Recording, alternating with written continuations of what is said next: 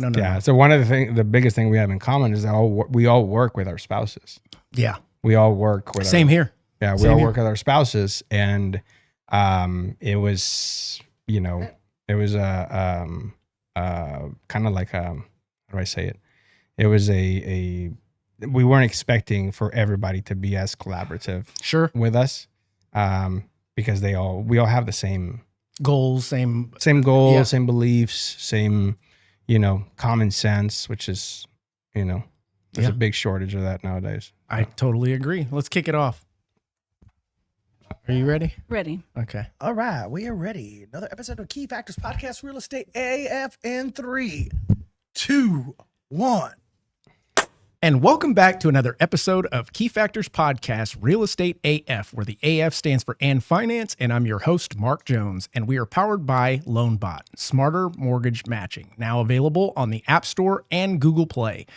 And today, guys, I wanted to have a discussion, some folks that I recently met and want to know more about. I think there's plenty that you guys out there can learn from, especially their journey. But without further ado, matter of fact, before we do that, JC, if you can throw the screen up, I have to look at that guy right there. Hello. That was so without further ado, you can kill it. That's awesome. that was the first. Let me introduce Cesar Amezcua and his wife, Erin. How are you guys? Good. Thank you for having us. Absolutely. Fantastic. So as we kick off this discussion, if you could tell us a little bit about yourselves, and we'll have you start, and then Erin, if you could, tell me about you. Well, a lot of people don't know. I had dinner with some mastermind folks this past Thursday. Was it Thursday anyways. And I sat next to Levi Rogers the whole dinner. Dude's hilarious. I mean, my jaw still hurts. He really is. Yep. And he didn't know that I was actually born and raised in Mexico. He didn't know I was born and raised in Mexico. He's like, man, I've known you for 12 years and I have no idea. So I was born and raised in Mexico, right across the border from Eagle Pass.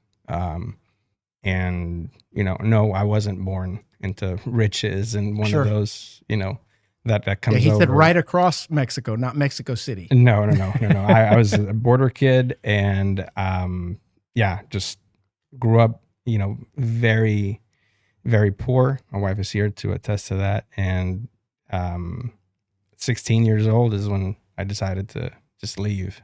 I have no idea how my parents did it. No clue. Did your parents stay? Oh, yeah. Okay. No, everybody's still over there. My brother lives in West Texas. We both went to Angelo State. So she went to Angelo State as well. That's where we met. Okay. And 16 is when I went to St. Anthony. Graduated, let's say 5th in my class out of 50. So that put me in the 10%. Okay. Yeah. Gave me a scholarship to go. And nerd. That's how thank you. And that's how I ended up in West Texas, That's how I ended up. I was out of 6,500 something students in the whole university. I was the only student from Mexico. So did you get a scholarship? Yes. Okay, very good. Yeah, academic. Very good. And football was all taken. So yeah, for us little guys. I thought I was going to be a football star. I actually got one semester of paid football college at McMurray in Abilene. Okay. And it was like, okay, this is a different game. I have a friend that played. He was a kicker for McMurray for a little while. Okay, yeah, we call it the dirty. Yeah. And then it got super clean. They redid everything completely, and then they started winning as soon as I left. There you go. Always happens. So, Erin, how about you? Where you come from? So my family's originally from Nebraska. Okay. But my dad was in the Air Force, so I all traveled. Over the place. Yeah. We moved every 3 years until I got to middle school. We moved to San Angelo. Okay. So I went to middle school there, went to high school there. My dad actually was going to be transferred, and I was like, I can't move. Not again. It's my senior year. I can't move. I was on, played sports and a whole bunch of things. So he left for a year so we could stay. Graduated from there, went to Angelo State. Right down the street. and we met each other Stumbled there. upon this guy. Yes. That were At huge. the end. Of Oh, it wasn't till the college. end? It was towards the very end. Of So our did you college guys career. know each other I mean, Angela, it's not a big place. Not Just- really. No. Yes. No, yes, at the same Yes. time. Okay, Yes and do no. tell. So her brother and I are fraternity brothers. And Okay. before I say that, I just want to say that I have a huge amount of respect for what Rick, her dad, for what Rick did. He took off for a year to like loneliness in South Korea. Oh, wow. So she could graduate high school. And Wow. I've always, like I don't think I could have done that. To kind of delay his deployment, or I don't know what they call it, but Right.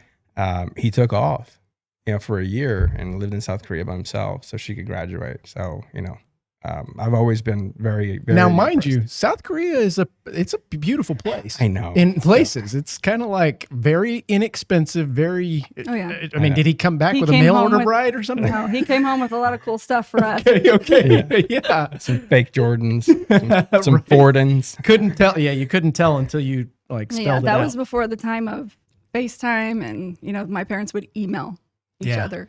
Wow. That was it. So she stayed. He She went. stayed. Yeah. Holy cow! Yeah, for a whole year, I don't know if Yeah. I could do that either. Yeah, There's a so lot that of was- people, oil fields, stuff like that I see their profession, and I go, man, hats off to you. Yeah, It's I don't not know if I enough could money do for that. me. But so yes and no.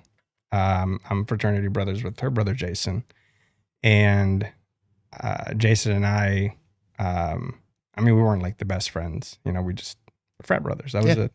We partied together, and part of I was a freshman. He was a sophomore. Obviously you go through the whole hazing process, Of course, which was a lot of fun. So anybody out there complaining about hazing, just chill. they didn't do it right. They didn't do it right. And he says, hey, we had to get these interviews. So he says, hey, go to this street and there's going to be a sign that says Aaron. And I'm thinking Aaron. Aaron. So, pledge brother of mine, Nick, and I were just driving up and down to the street and we're like, I can't find Aaron. Like who's Aaron, by the way? Oh, and these are like massive signs, like sports signs. Big Like signs. huge. Yeah, it was volleyball. Yeah. And then we finally see, we're like, oh, duh, it's ERIN. That's Jason's house. And I knew Jason. I knew his mom. I knew his dad right when he came back. Right. I met Rick. And I actually crossed paths with Erin twice. Once was okay. It was a party we were having, and it was her 18th birthday. Oh goodness. And so I'm there, and I'm doing my own thing Of course. at that point. And she walks in, with this air of like, Everything stops. how dare you all mere mortals look at me? That's awesome. Okay, and I'm It's- really thinking like, oh my gosh, this is like the little sister of somebody walking in. Like I was so embarrassed to come ask for something. Sure. So I was just like, don't look at me. I'll just be in and out. Meanwhile, you were cooler than the other side of the Like, well, pillow. I was trying to act like it, right? Yeah. So she's walking around like this. And I was like, what's Jason's sister doing here? Oh, she's picking up a bottle of Parrot Bay. This is West Texas shenanigans, Of course. Of course. So that was one. And then the other one, for the first 3 years of my college career, I had a girlfriend. Okay. And for those 3 years, I really didn't party much, didn't get out much. I worked a lot, went to school. And during parties, I didn't really want to hang out at the parties, Yeah. And my girlfriend at the time did not want to go to the parties. And so I would end up working parking lot duty or, the entrance or something. for That's the how it works parties. with fraternities. Yeah. Yep. And I was the guy that got the kegs and collect money at the door. there you go. So one morning, this was late, it was like 2:00, and I see this Jeep Cherokee that's broken down, and it's Erin and her friend Jill, and it's Jill's Cherokee, and it's broken down, and I see all these guys surrounding it, and I said, that's Jason's sister. Let me go see if I can help. I go and I start looking around. I have no idea what's going on, and I tell them, like, hey, if you'll need a ride, I can just give you a ride back to your place, and then Jason can bring you back. Then Jason shows up with, a companion, and he looks at her and says, "Hey, see this guy right here? Trust him with my life." I'm like, "Wow, really? That's awesome." And he basically pawned her off to me. Yeah. And she just went like, "Hell no, I'm not going with some random guy." Right. So I have no idea what happened to her that night. I just like, whatever. We called somebody we knew. Yeah. I was like, whatever. Makes perfect sense. Said, "Whatever, lady." I'm not, I was like, thanks, no thanks. yeah. I was like, "Whatever, lady." Psh. And I would see her at church. We went to Okay. the same, we're both Catholic. We went to the same mass. I called it the hungover mass because it was on Sunday at 10 Everybody, a.m. yeah. So everybody there we all reeked of whatever. Sin. Yes, a lot of that. And we're just like, oh my gosh, but we got to get through it. And I would see her away. I was like, oh, that's Jason's sister. She's the she's the one with the pretty eyes. And that's The untouchable. I had a girlfriend. So Of it's course. like I was, It wasn't anything crossed your mind. no, yet. but it was, Yet. Jason's sister, the one with the pretty eyes. That was it. So I knew her. She obviously had no idea. So what made the flip switch? The switch flip. There was one night we went out to a bar. This was years later. I had 2 or 3 friends with me, and one of the friends I was with knew the group of guys that he was with, and she was like, "Oh, let's go over there. Let me introduce you." So we walk over, and I'm just talking, and I introduce myself to him. Really, that, "Hey, I'm so and so. Where are you from?" I ask him that question, and he looks at me and goes, "You don't know?" And I look at him like, "Are you kidding me? Like, why would I know where you're from? I just Wow. met you." Wow. And he gets like, all But- like, but hurt, yeah. I'm And I'm sure. sitting here I going, would've. "Who are you?" So that's how that conversation started. And then we talk about each other. And as I met him, I remembered, I was like, "You're that guy that drives that Tahoe that you tried to give us a ride home from that party a couple of years ago." And Oh, he so was like, you did "Yeah, remember I did eventually. remember." And he was like, She "Yeah, that's remembered me." the whole time, by the way. The whole time. So I was like, She was "Okay." playing cool still. Oh yeah. So that I night, was very insulted that evening, by the way. I'm sure. I'm Very sure. insulted. Bruised I was- ego, tail between the legs. I was Mr. ASU. Okay. And I everybody on campus knew me. Everybody. I drove my own golf cart, for crying out loud. Van Wilder. Van Wilder stuff. Yes. Wow. I believe that. And she could tell you it's true. I drove my own golf cart to class. I worked everywhere. I ran the arena. I ran the event center, concerts, everything. You name it. It was me. I operated the Jumbotron, the sound system. Wow.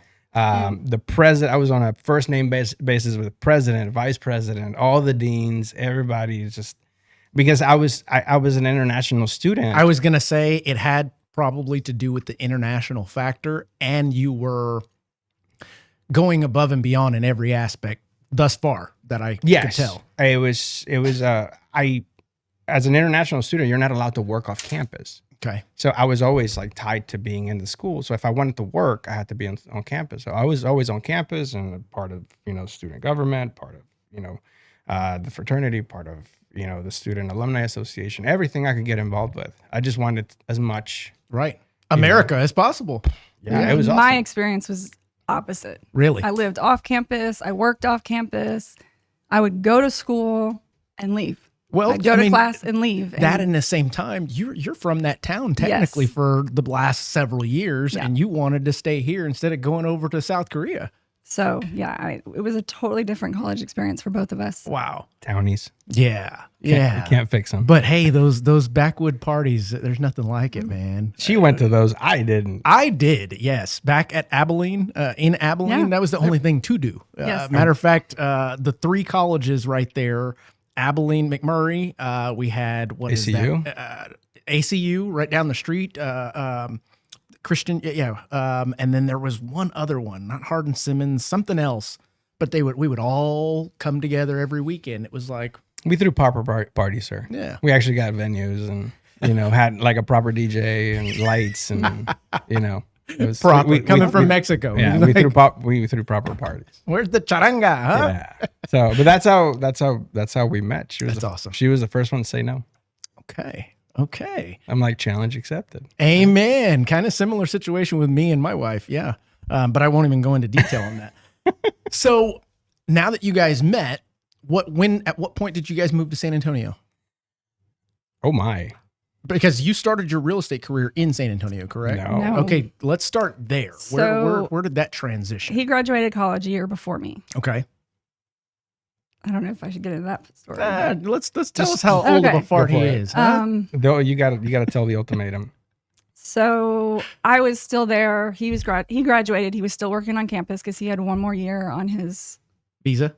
student visa. It was called optional practical training. Okay. It's OPT, and as long as you were working in a field, You study. Yeah. that you study, you could work. So because my job was customer service, Right. I graduated with a business administration, marketing, communications degree. So it made sense to stay there to figure out what I was going to do. Yeah. Yeah. Could you imagine if it was servicing customers? We were good. We were good. I learned. Okay, cool. We got sense of humor. No. Testing the waters. Not over there. No. But yeah, it was. That's how I was allowed to stay and continue to work while figuring out what to do. Okay. So I was still in school. It got to a point where I was going to graduate instead of May, it was December, right? So I had one semester left. This was the summer before my last semester. And his license or permit was about to expire. So he had to make some choices. Okay. I either move. He had a cousin that was in Plano. She was doing bilingual teaching, and they would give work visa because they were in need of bilingual teachers.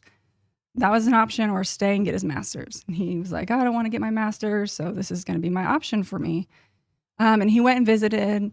He got a job offer, came back, and basically was like, you going to come with me, or we're going to end this relationship because I can't do this long distance And stuff. that was probably somewhat new of a relationship at that point in time, all right? Maybe a year? 7-8 months. Okay, It was so yeah, fairly not new. even. Yeah. It was Maybe not even 6. a year. Maybe 6 months. Okay. Yeah, because we always say Halloween. Halloween. Was our official first date. Easy to remember. Mm-hmm. So I thought about it for a little while, and I was like, okay, I'm in. Because at this point, I'd already been in San Angelo for a long time. Yeah. I was ready. You can only go to so many parties, and they're all That's exactly so the true. same, right? Yeah. I was ready to leave. It's like I still 2-3 had, roads. I still remember going through there to get to Abilene. Yeah. So I had, I think, 9 hours left to graduate. Yeah. It just so happened that all my 9 hours were entry level, economics, speech, biology. Okay. I was a chemistry major, so with You a were biology way ahead of minor. that stuff. So I already had everything done. So I figured out a way where I was like, I'm going to go to this junior college and this junior college and this junior college, get my 9 hours, transfer them back. I'll still graduate.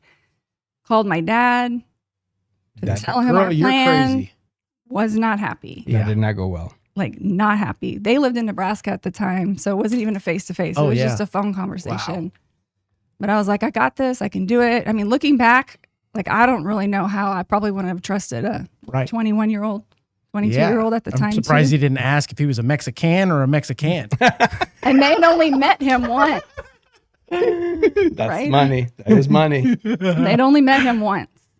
Yeah. They only met me once. Wow. So I did it. We left. We packed our stuff. I had my job in Garland, Texas. I worked for Garland ISD for 6 years as a bilingual teacher, 3rd grade, 4th grade, 5th grade, and they sponsored with the H-1B visa. And I had a promise, not a promise, but they said, hey, you stick around, we'll help you get a master's degree. We'll help you get your permanent residency. And, that was my plan. Right. To continue, the chasing the dream. Right. Yeah. And So I had all that lined up when I met with HR, when I met with my future principal. They said, yeah, you stick around. We'll make sure you have your work permit ready. And they had it ready by the time I got there. They had all that lined up. I think it was a 5-year work plan, and then you could apply for. They would sponsor. No, not citizenship. Okay. No, it was for your permanent residency. Gotcha. And that permanent residency runs about 2 years, and then you renew it, and then it goes to 10 years. Okay. But that was my plan. Yeah. That was my plan. And I just went to her and I said, hey, we either coming or going. That's it. Yeah. I don't do long distance. And it's 4 hours. Right. It was just, it wasn't going to work out. But she didn't even hesitate. She's like, okay. That's awesome. Just packed up her shit and That's so packed awesome. up my shit. And we left after a barbecue that my roommates threw for us. Yeah. And we had a little U-Haul that was pulling with my Tahoe with Mexican license plates. Really? Yeah. The whole time. Yeah. The little 2-door Tahoes. Dude, Oh, my those- favorite. I Those, can't those, believe those you said that. Blazers. You know how many of those I've owned? 8. Really? 8. Yeah. I love that There thing. was a point in time. Sorry. Side note, guys. Those are so nice. There was a point in time in my life where, so I grew up when I turned 16, my mom gave me her Tahoe, but it was a 4-door Tahoe. I went and threw big tires on it, sound system, the whole 9 yards, and loved the 2-door, but never could get one because at that point in time, they were still too expensive and hard to find, et cetera. They stopped making them after 98. Yeah. So once I got to being an adult, making some real money, I'm like, yep, I want that one. I want that one. So did I And then remember I started him? buying them to flip them. It's like, if I can get it for 4, I know they're worth 8 to 10 at this point. Yeah. See, was when all I over. told him, like, you're that guy with that car, did I remember him or did I remember his car? A lot of girls remembered my car. Because it was a It's cool different. car. A lot of girls. I still see them on the road and go, man, I wonder how much he would take for that. Yeah. No, I'm always serious. shopping for them because you never know. I still Absolutely. want to rehab. That's going to one. be a collector. Yeah, absolutely. But yeah, all the girls, like when I was single, all the girls, oh, you're that guy with the Tahoe, with the Mexican license plates. Yeah. Like, yeah, That's me. that's me. He started off cool. How you doing? I mean, How you doing? if you rolled up onto campus with the 2-door Tahoe And Mexican and license Mexican license It was plate. loud. and Greek letters. in Now, the did he back. speak perfect English at that time? Yes. Well, that's why when he asked me, you don't know. And I'm like, well, what do you mean? That's awesome. Yeah, no. He had like probably West Texas, like twang. Twang. If you get me out there, Yeah. It comes back. gets- Yes, it comes back in a matter Yeah. of seconds. Yep. I mean, quick. And it's not getting lazy when you get back there. It's getting back to home base. It type is. Concept. It is home. Yeah. It is for me. St. Anthony's home.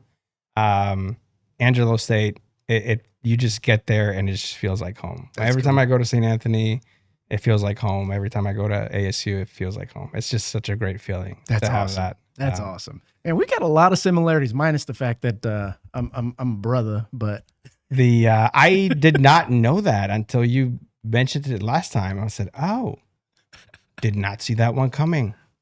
Did not see that one coming." That was a bit of a surprise. pero puedo hablar español si quieres. There you go. See, Mm-hmm. You're taking me back to college, but I didn't have one of those cool things. I had a big old tricked out Blazer. oh, The GMC The one. GMC, Nice. they came out with the Tahoe right Yeah. after that, Yeah. almost Nice. simultaneously. dig it. Yeah, I had dig about it. as good of a time in college as you, I think. that's awesome. Yeah. So we leave for Garland, Texas, Okay, and we you're doing the teacher thing. doing the teacher thing. She suffered for a solid year, working at a daycare center. Wow. She's trying to Or I'm finish going to three three junior different colleges to take these To classes. wrap it up, yeah. Yeah. And we got all that done. We needed one last favor from ASU. Luckily I knew the dean to make sure that all her classes came in and made sure that she graduated on time, and she did. Just like I promised her parents, she's going to graduate on time, and she did. She graduated on time. And we were living the life in Dallas. We were both teachers. We moved to Rowlett. Okay. It was our first house. We bought our first house. I met our first realtor, who eventually became my mentor. And yeah, we were living the life. We paid $151,000 for a 3-bed, 2-bath, 2-car garage, 1,800 square foot home, brick all around on a golf course. Wow. And I looked it up the other day. Wow. It's like 375, 400. And it looks exactly the same. Exactly. Yeah. I Same bet. mirror that I put in and everything. Zero up. Same nuts. flooring that we put in. Wow. We should never have sold that thing. I say the same thing with all of our rental properties. We bought our first one for $132. Sold them all in 2019 because we were going to go flip properties. I mean, it was the right time. We did good, but at the same time, it's like, dang, Yeah. if I'd have just held on to all of those. That's the one that got away. yeah. We have 2 houses that got away. That one and the Go Lightly house that we had a chance of buying like 1 acre in Helotes for like 1 acre in Helotes right off of 1604 for like $369. Ooh. I know. Ooh. Whereabouts in Helotes? Like all the- At Fossil. okay. Creek. Fossil, yep. Yeah. I know exactly what that's. Yeah. I grew up in Helotes, so to speak. Yeah, in Fossil Yeah. Creek. We had 1 acre, and I thought it was sitting, and they needed to sell, and we talked about it, and I almost approached them, and then an offer came in. We're like, oh, okay, problem solved. No big deal. And now I look back, darn it, it was 1 acre looking up on the mountain. Ooh. Yeah, it hurts. It hurts. Oh, but we live on. Yeah. So now you're in Garland. You bought your first house. You came in contact with this realtor that, and you mentioned, became your mentor. Where did the merge or the shift in, okay, I'm done teaching, I'm going to jump into real estate? And that started in Garland? That started in Garland. Okay. We covered 14 cities up there. Okay. We both got our real estate license Same one time. summer together. Wow. We took the classes together, got our license. 580-573, 580-574. How cool is that? We tested the same day, and we just, being a teacher during the summer is really expensive. Yeah. Because you have some income coming in, but you have all this time, Right. and you're out at the mall, you're out Spending. eating out, spending. So I needed a side hustle, Mhm. and we both got licensed, and then I started doing real estate part time. Okay. With Mary Pat, my mentor. I was with Keller Williams for 1 year. And this was what, 15 years ago? 2000. 2008. 2008. Okay. Perfect timing. Yeah. There you go. Perfect timing to start a real estate career. So we were doing open houses. We were doing what we were talking about last Yeah. time. I mean, you're just putting in the work. Right. That's right. 4 open houses a weekend, going to trade shows, going to anything that had people, getting in front of people as much as possible. Yeah. And we just kept on working it. And then eventually she said, you know what? I'm going to get my master's. You keep on doing the real estate thing, but I'm going to get my master's, because she wanted to go into administration. Okay. School administration. How many years did you clock in? 11. As business administration for the school? No, I was teaching. Okay. Yeah, so I got my master's when we were in Garland. And then I started looking around at, okay, I'm ready to move up. Mhm. There's a lot of politics into There's a in politics school and stuff. plenty, Didn't yes. know it. Very naive at the time. I was probably 28. Wasn't bilingual. They needed that, Yeah. So I was like, So you had a real Mexican that didn't teach you some Spanish? Ella habla español. See? What? Ahorita not sí. then though. Okay. Back then, no. Okay. Ahora He sí never habla. spoke Spanish, never around me. So no, I never picked it up. And his family was far away, so we weren't around them very Right. much. Right. But then I was finally, now it's like 2010. I was like, let's move. Like If we had stayed up there, Mhm. we were having a lot of fun. Sure. A lot. I mean, we're 28, 29, making good money, because back then, a $54,000 salary times 2. Yeah. Plus I was selling $30,000 worth of real estate Mhm. per There you year on the side. So it was Thursday happy hour, Yeah. Friday, Knox Henderson, Saturday, Uptown, Sunday, the lake, Yeah. back to work on Monday, and Repeat. working out every day, sometimes twice. It's just us and our 2 puppies. Yeah. And I told her, I said, if we stay here, we're never having kids. My family is 10 hours away pretty much. Yeah. Your family lives in San Antonio. If we stay here, we're never doing it. So I told her, I said, let's just up and go. It was more, I was like, okay, I'll start looking for a job. If I get a job, Then we're there out you of go. here. Yeah. You know, so And at that time, your real estate business hadn't taken over your life just yet. It No. was to the point where you're still doing it part time. I've learned plenty. I can do this anywhere. Just gotta. Yeah, I had a great broker. Big shout out to Bill and Mary Jordan over at William Davis Realty. They're fantastic. Once I left Keller Williams, I figured Keller Williams wasn't for me. Right. I went to William Davis, and they ran a fantastic shop. They still do, and they took good care of me. I was able to keep a little bit more of my commission. They were very similar to kind of what Jeff does. Sure. And yeah, they took care of me. I was able to save some money, and finally just looked at her and said, hey, if we don't move now, we're not going to have kids. Like, clock's ticking. Yeah. Clock's ticking, and we never see your parents. We never see my parents. Let's just get closer to home. So it sounds like you guys grew up pretty quickly in that decision-making process there. Oh yeah, we punched first and asked Yeah. questions later. Yeah. It hasn't always worked out, but That's how we learn. Yeah. That's how we learn. The sooner you make the mistake, the sooner you can correct it. Amen. Yeah. And we, 2010, invited a bunch of friends over for a barbecue. They helped us pack the U-Haul. We packed in it was like 30 minutes. Wow. a whole house in 30 minutes. Wow. We had a barbecue in an empty house, and then we drove out the next morning. And did you know where you were going to stay? Where, No. We stayed. Well, that summer we had strategically packed, and when we came down to visit, we would bring stuff. So we had like a storage unit. So we didn't have too much stuff. It was just the big stuff in the U-Haul. But everything in storage. Stayed with my parents. I started working in August Okay. at my new school, and he was like, okay, I'm full-time real estate. So he knew just a handful of people from Right. high school here. Sure. That was it. That was the sphere. That was it. Yeah. Wow. So every 3 day I people. would go Yeah. out, go to work, and he would just Try to figure it out. hustle, get Yeah. out there and figure out what to do. Wow. We were also looking for our house. Took about 3 months for us to find our home. Yeah. We lived with her parents, and I mean, it was easy because she would go off to work, and I would take care of the dogs and just try to figure out kind of what's going on. Right. With my broker still from Dallas, I Right. still have my mom has a bunch of those. My first business card, and it has a PO box from Helotes. Oh, wow. Wow. I operated out of a PO box in Helotes, and once we landed here, we got situated with the house and all that, and once started working, I think other than the purchase of our home, I sold 2 houses in 2010, and then just hit the ground running 2011. Wow. 2011, my goal was to replace my teacher salary. I almost doubled it, Yeah. and my broker from Dallas was like, "Hey, how are you doing this?" Mm-hmm. Mm-hmm. I said, "What do you mean?" It's like, you sold 22 houses, dude.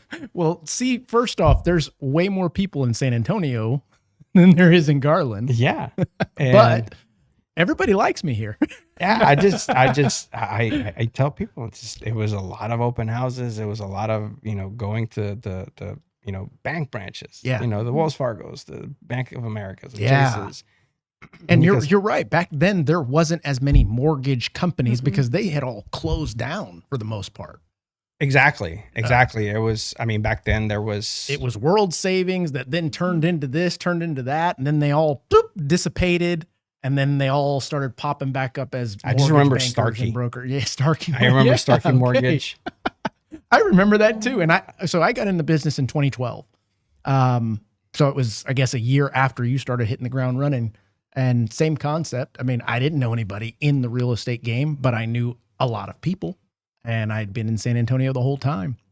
And it was, how do I reach a ton of people? Well, let me try this social media thing. Mhm. Back then, before anybody was doing it, and I repeated over, but the closing picture, I was one of the first to do that, in my opinion, anywhere back in 2012. Nobody was using social media for that purpose. And I would put a post out and maybe one like. But then what was happening is I was having so many closings that it was like, oh, there's another This one. guy's doing There's great. another one. There's another one. And I was the one giving the deals to the realtors. Austin Pantuso was my first. I jumped in the business. I had known him since we were younger. And I said, hey, give me a turn down. Give me something. Like, I need to figure it out. And he said, you know what? I've got a turn down. You figure it out. You're my guy. Yeah. Okay, let's go. In everybody's office. Okay, now what do I do? Now what do I do? Yeah, Yeah, it that's was. how you do it. Yeah, it was trial by error. Yep. Back then, you just went and tried it. If it worked, great. If it Yeah. didn't work, okay. And I ended up at ERA, Colonial. I think that's where that picture is from. Yeah, that picture is from ERA. Okay. That was my first photo shoot here in San Antonio. My first official photo shoot. Yeah. No idea I looked that young. But then again, that was 15 years ago. So, True, 14 true. years ago. And I got recruited by Tom and Molly over at ERA, and I was there for a year. I met my second mentor, my Okay. true second mentor. Big shout out to Chad Hughes. And he would, like, it was weird because I don't know, he kind of like took to me in a way. Sure. He'll deny it to this day, but I would walk by. He's like, hey, come here. Because he had an office. I didn't. Okay. I was out in the bullpen. Yeah. Hey, come here. What kind of car do you drive? He was sizing you up the Yeah. whole time. Like, this is like, you shouldn't drive that. Okay. I've seen how many closings you've had. Time to buy something else. You need to buy this. And to this day, I drive And you a did. 4Runner because Chad Hughes told me to buy a 4Runner. There you go. He's like, hey, Pretty sure it's the same one you bought no, this on the is second. 2.0. Okay. And he's like, hey, what kind of jeans do you wear? It's like, well, I have these Tommies they fit nice. He's like, no. You need to wear 7s. 7 jeans. You need to wear Okay. 7s, bro. Okay? You need to wear 7s, right? Because you can show up with 7s at the Dominion. You can show up with 7s in the South Side. That's That's right. fine. Okay? But nobody likes your jeans. And I'm not even going to say back then, even now, Yeah. it's the little things like that. Yeah. That separate the ones that are going to get the business or not. As silly as that sounds. Oh, we've had a client that told us before, like, I think you asked them, like, what was the difference between me and the other realtor? And their answer was, your car. the 4Runner. I believe Really? it. I believe that. And it's just mental roadblocks that people put up themselves just from watching shows, seeing it before, that kind of stuff. It associates you with success and being able to go, okay, that's our guy. We can trust in him because it either is a facade or that's the real life. But either way, he's faking it the right way. It was thanks to him that I started dressing like a bum. That's awesome. Yeah, because for him it was always boots, jeans, and a nice button down. Yeah. And he was realtor number 2 in the city at the moment. Mm. He'd never wear a suit. He'd never wear a jacket. I'm like, wow, I want to be like that one of these. I want to be like Chad when I grow up. Really want to be like Chad when I grow up. And I think it was, 3 years ago that we were at the Business Journal Awards. I think it was like 3 years. And I'm sitting here and he's sitting on the table next to us. And, we have a great relationship. We talk maybe 2-3 times a year. And it's always like, how can we improve our business? Collaboration, Right. competition, the whole thing. And it was when I got the nod. Mm. I finally got the nod from Obi-Wan, Mm. because they're naming, you know how it goes on those awards. course. They start naming the people. The closer they get to number 1, and they Yeah. haven't called your name, they're like, wow. So they call his name, and he gets the award, and bump, fist bump. And now in the top 10, and they still haven't called my name. And he looks to me and he's like, really? And he just says, like, I'm like, and then now in the top 5, he's like, serious? And who was that? That was me. Okay. And I think that year I was number 5. Yeah, I think that year I was number 5. And they called my name, and he looks at me and he's like,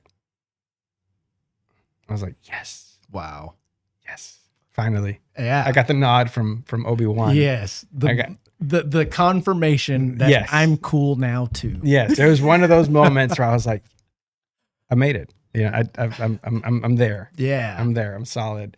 When your mentor is like, good job, buddy. Absolutely. Good job. No, absolutely. And it means a lot. I could totally see that feeling, that moment that you yourself, because we're always the hardest or toughest critic on ourselves. I don't know if that's true with you, 100%. but Yep. definitely true with me. It's that confirmation. Finally, this is what I've been working towards. Yeah. You could have been making plenty of money, but until you got that person's approval or, It was a huge deal for me. oh, I'm sure. It was a huge deal for And me. isn't Chad also the one that encourages you to Oh yeah. open up his brokerage? So Yeah. let's now fast forward to that. JC, how are we doing on time? 41 minutes in. Okay, we got about 20 minutes. Okay. And I want you guys to take me through the journey of what made you realize or decide to open the brokerage. And at that time, was it just you? Were you helping out with that stuff? How did that, what inspired that? So again, back to Chad. Yeah. Where I'm walking, and he's like, "Hey, come here." It's like, "What are you doing here?" It's like, "What do you mean?" It's like, "What are you doing here? You're not taking relo." At the time, relocation business, of course. And I said, "I don't like working relo." He's like, "Well, why are you here? This is too expensive for you. I know what your split is. I know how much you're paying per deal. This is way too expensive. Just leave. Go at least go to Keller Williams. I mean, there's a cap over there." Right. And I said, okay. And I had my broker's license already. I always wanted to get my broker's license. Can't remember how old I was when I got licensed, but I got my broker's license. And I went to Tom, who was my broker of record. And I said, "Tom, I'm leaving." And he's like, "Why are you leaving?" I said, "Because I want What you have. well, I'm not, I mean, they were a franchise." Okay. I said, I want my name. I want my name on the front door. And at that point, there was nothing. He encouraged me. Sure. Everybody there was super, super helpful. And I just went out by myself. I said, Yeah. I didn't even have a name for the brokerage yet. It was July 2013. And didn't even have, it was just Cesar and Amezcua broker. That was it. Those were my contracts, and got everything set up, was working with a designer. And at first it was CA and Associates. Okay. CA and Associates, and that was a bit of a mouthful. And the logo looked like a penguin sideways. Okay. So I started doing my thing. We hooked up with Zillow. Okay. In the early days, back when It was Zillow- cheaper. When it was cheaper. And they allowed other people to participate. Yeah. And, we did really well with Zillow. That's where I met great people like Levi, Absolutely. Micah. And we kept on working, and little by little, the brokerage kept on, growing and growing and growing. But in the back end, it was a freaking mess. In the back end, it was a freaking mess. It was just absolute destruction, because At that time, you were a producer, not necessarily administration. Well, and the first agent that we had, it was one of our really great friends. And it was more because I have all these leads coming in and I can't handle them all. I need help. Right. So he convinced her. She was our neighbor. yeah. Next door Big neighbor. shout out to Carmen, There you go. She was sister like, from another "Okay, mister. I can help."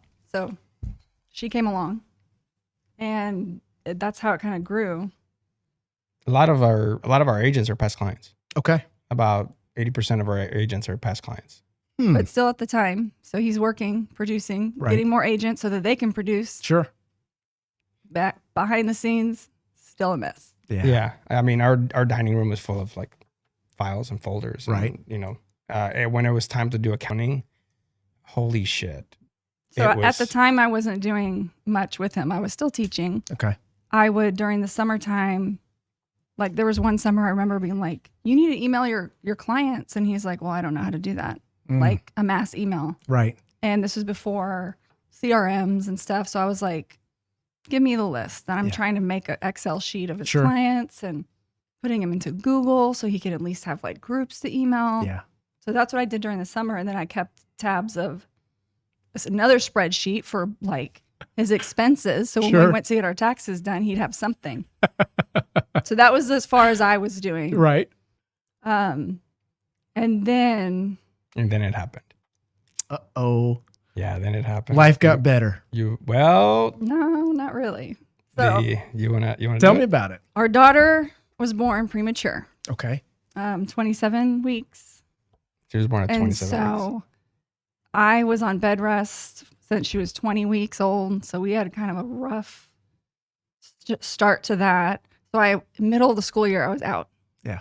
And then when she came home, I was like, I got to make sure that this kid is set. Like Yeah. she's already delayed on a lot of things. We had a lot of therapies. I went to him. I was like, I can't go back to work. Right. I can't give this to my mom.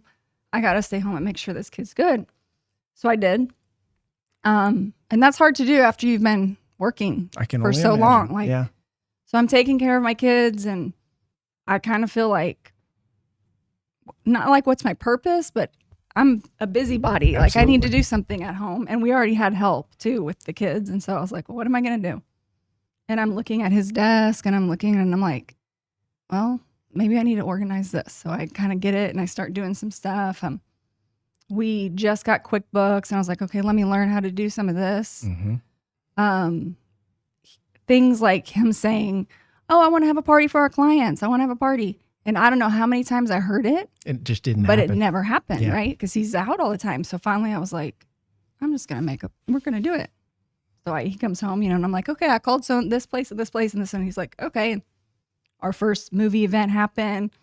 So I just slowly kind of Worked yourself into started there. getting things off of his plate Infiltrated your systems. and organizing them yeah. and Well, best I could. And trying to, all at the same time, I didn't really fully understand the business. Right. So, at times he'd be like, you just need to do this. And I'm like, I don't even know what you're talking about. But I guess I'll figure it out. Right. So that's kind of how it started. And then, there's been moments in my life where I've had a bucket of cold water poured on me, Oh, I'm sure. and that was, Adriana being born. That was intense.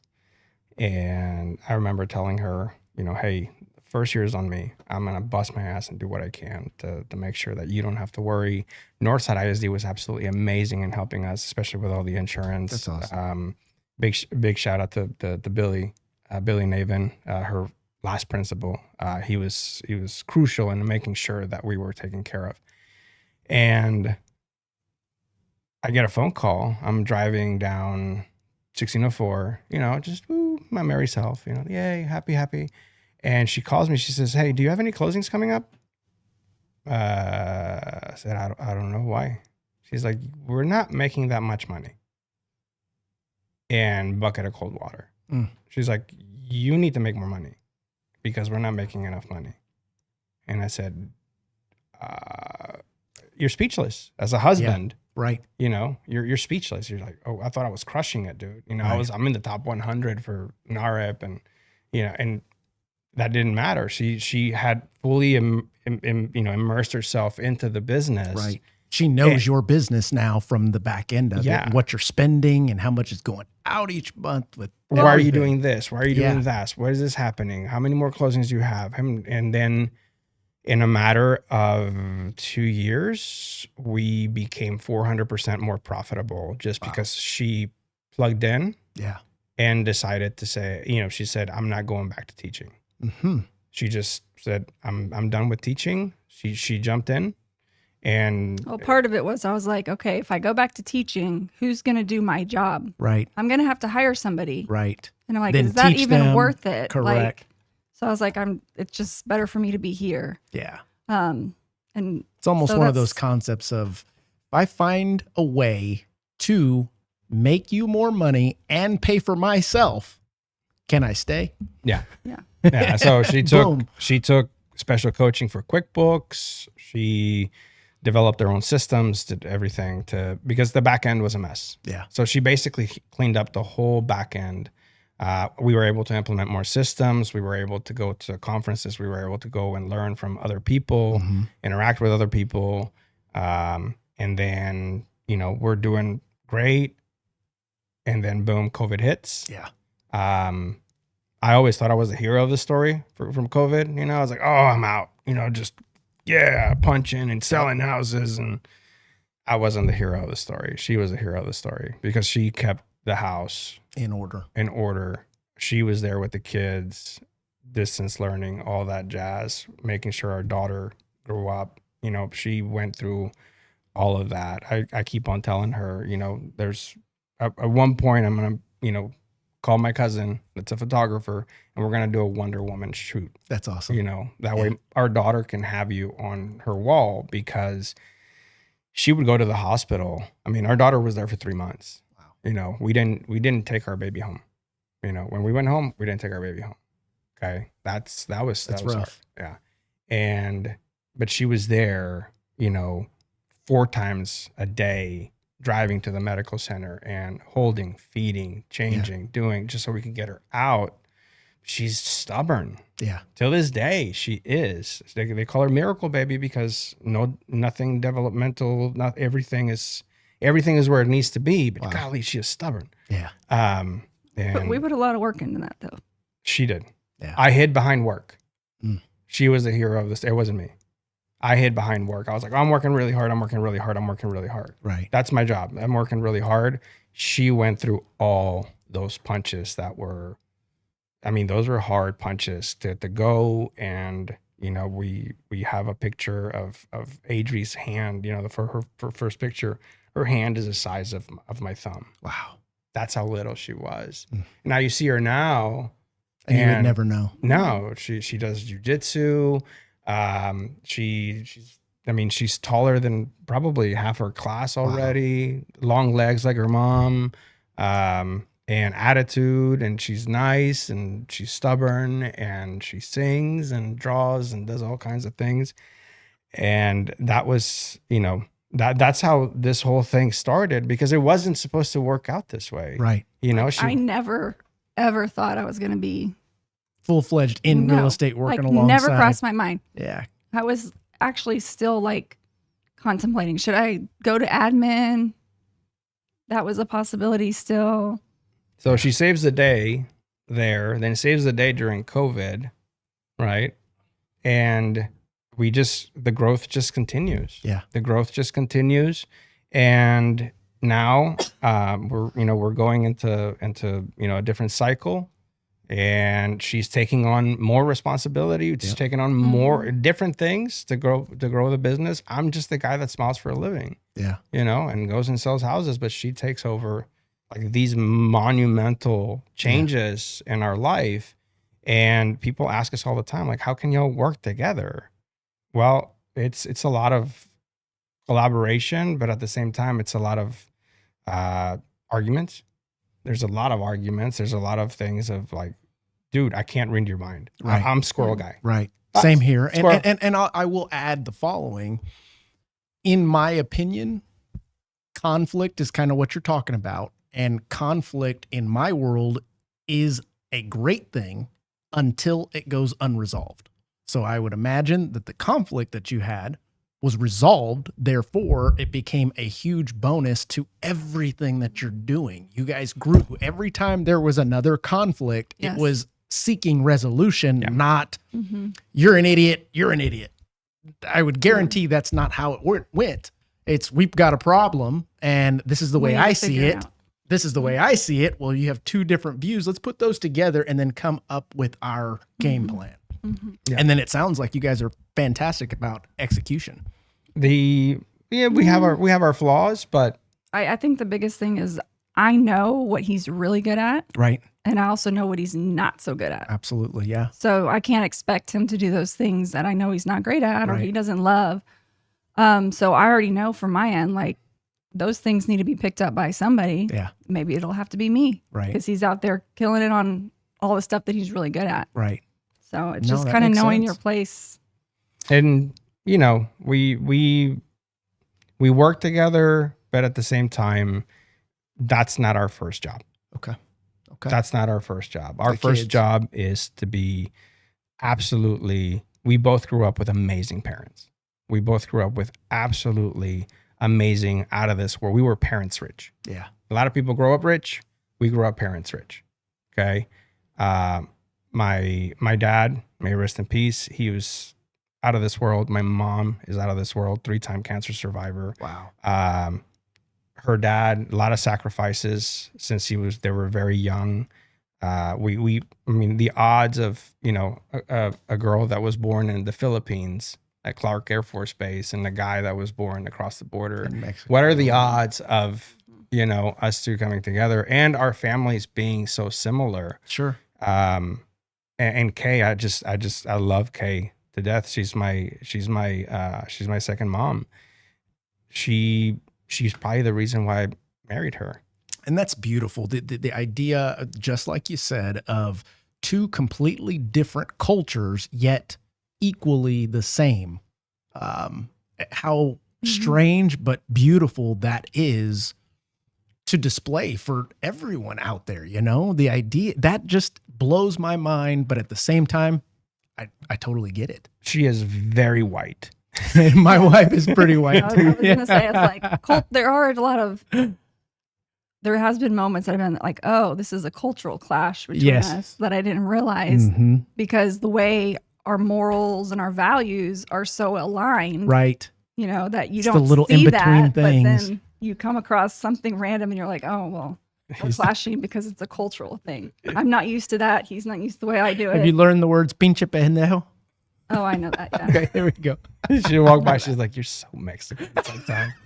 I'm like, what? It's just, it's just the way we do things. It's the bad words you learn first. Absolutely. And then you learn how to use them properly. If we speak slow enough in the household, which is hard because I'm from the north, Right. northern Mexico, we speak very fast. Yeah. So she's like, I'm going to go take a nap, guys. So when my brother, Keep my on sister, going. I was like, you'll do your My thing. brain, keep my up. brain, yeah, Can't my keep brain up, hurts sorry. too much, and then I'm like, okay, I'm tuned out. Every other word, it still doesn't make sense. I'm out. So let me ask you guys to wrap this up. From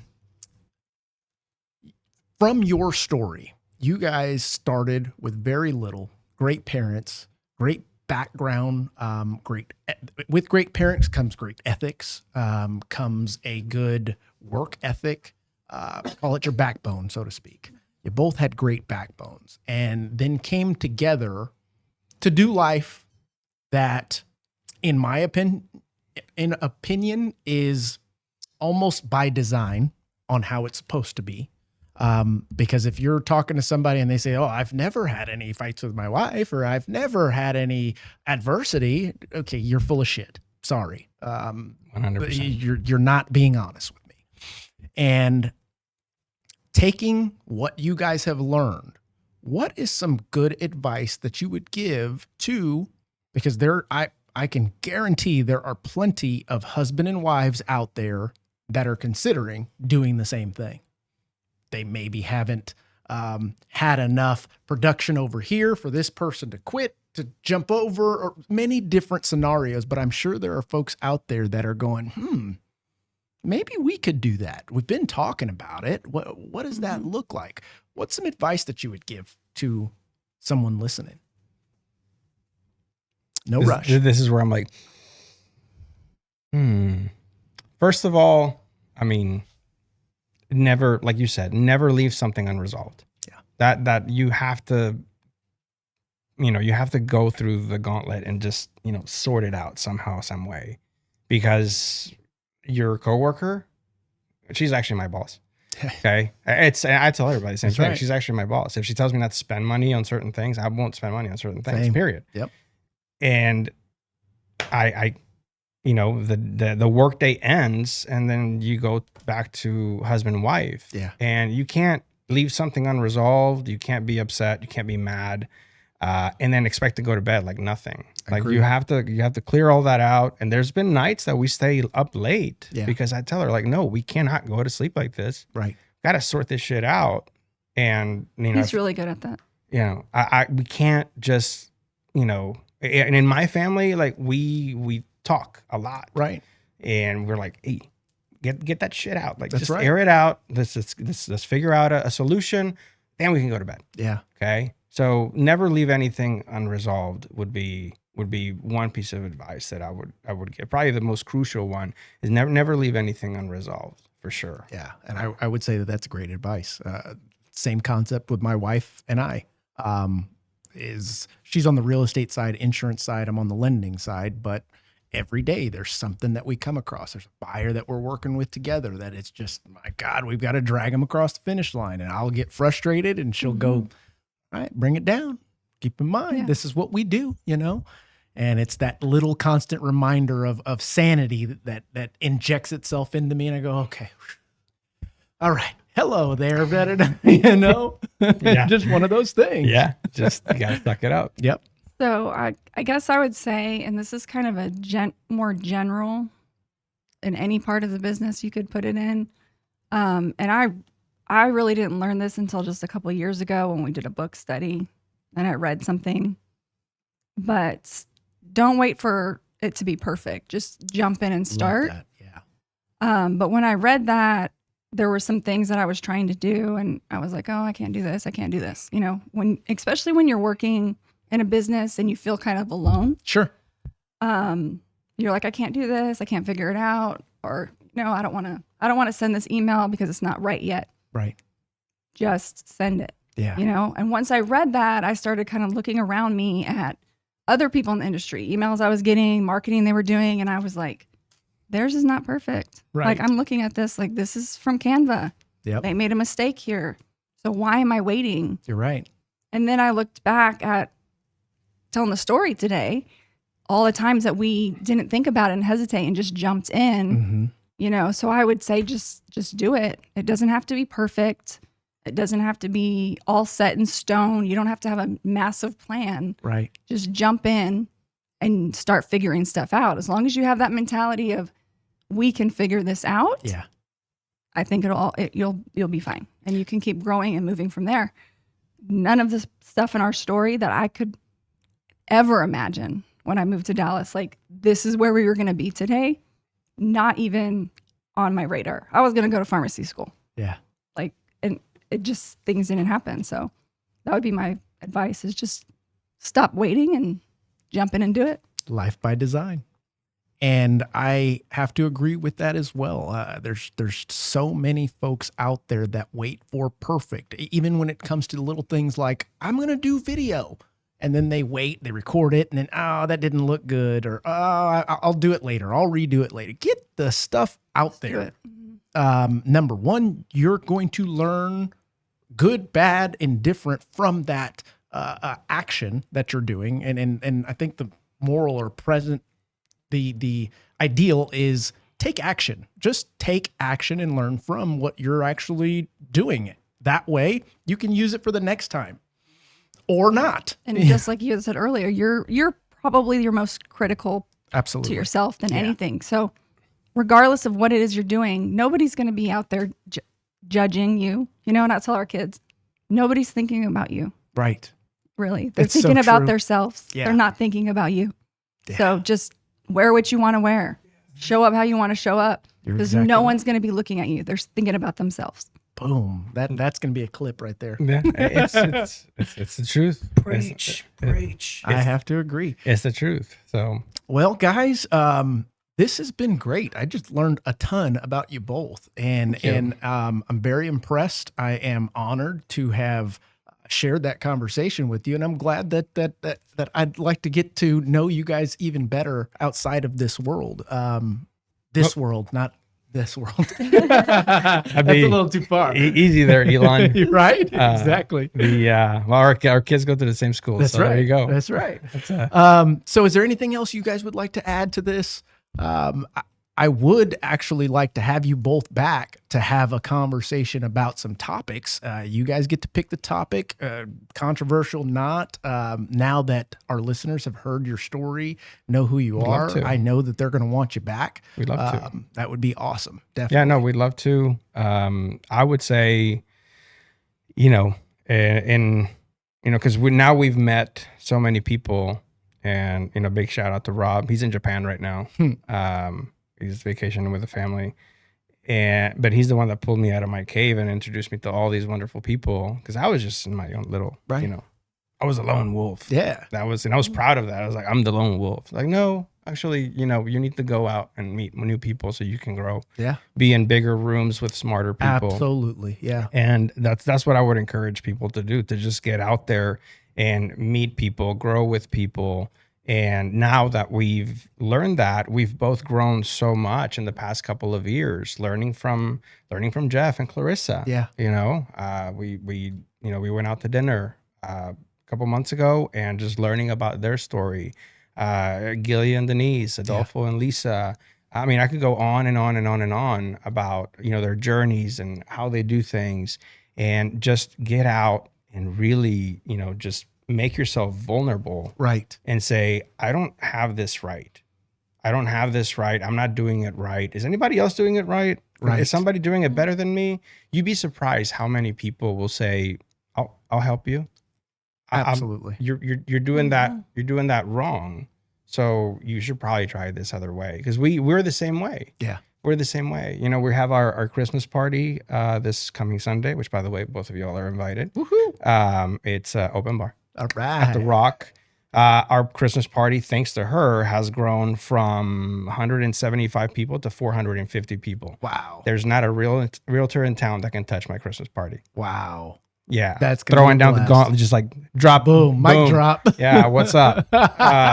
450 people, free pictures with Santa. It's at the Rock this Sunday.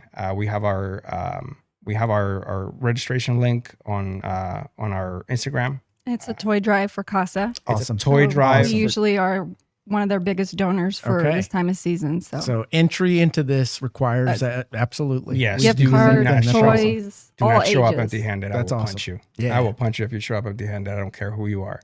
I love it. So it's a toy drive for Child Advocate San Antonio. That's, a charity that we have very close, to our heart. Yeah. And, thanks to her, we've been able to grow it to 450 people in attendance over 3 hours at the Rock. Yeah, that's massive. We went from, a small little venue to, where the Spurs practice. That's right. Which is pretty awesome. Rain or shine, there's games gonna be on the big screen. There's homemade cookies, hot chocolate, open bar, crafts for the kids. Yeah. Pictures with Santa Claus. She had these basketballs designed. If you go to my Instagram, you can see the basketball that she designed with our logo. How cool. So she orders like 12, 15, and by the end of the party, they're all gone. That's cool. By the end of the party, they're all gone. Clients will be like, "Can I take this?" I'm like, Go for I it. don't care, man. Take it. Go. It's already paid for. Yeah, just go. It's all good. And it's depreciating anyway. Yeah, it's losing value as we speak. It's fine. Let me autograph it for you. Right? But yeah, it's invited. Be happy to have you guys, and thank you for having us. Absolutely. Yeah, thank Erin, hats off. That was your first podcast, First time. and nobody even knew until I said that right now. Not Well, next bad, time man. I'll do better. Professional, incredible Wonder Woman here. Ladies and gentlemen, listening in, as always, I appreciate you tuning in. If you haven't already, make sure to like and subscribe. We're up to 31,600 subscribers, and that's just on YouTube alone. We are on other platforms like Apple Podcasts, Spotify, Google, and all the others. But I hope that you guys are getting at least a fifth of what I get from these conversations, and they are with folks that are in the trenches doing the work. Putting in the work, taking the risks, and then learning from those mistakes, right or wrong, and grateful enough to share them with you guys. So that being said, guys, thank you again for Thank you for joining me having for this us. conversation. You guys out there, as always, I promise to continue to bring you experts like this that are willing to share their journey with us transparently and real AF. That means and finance, remember that. Other than that, we will catch you on the next one.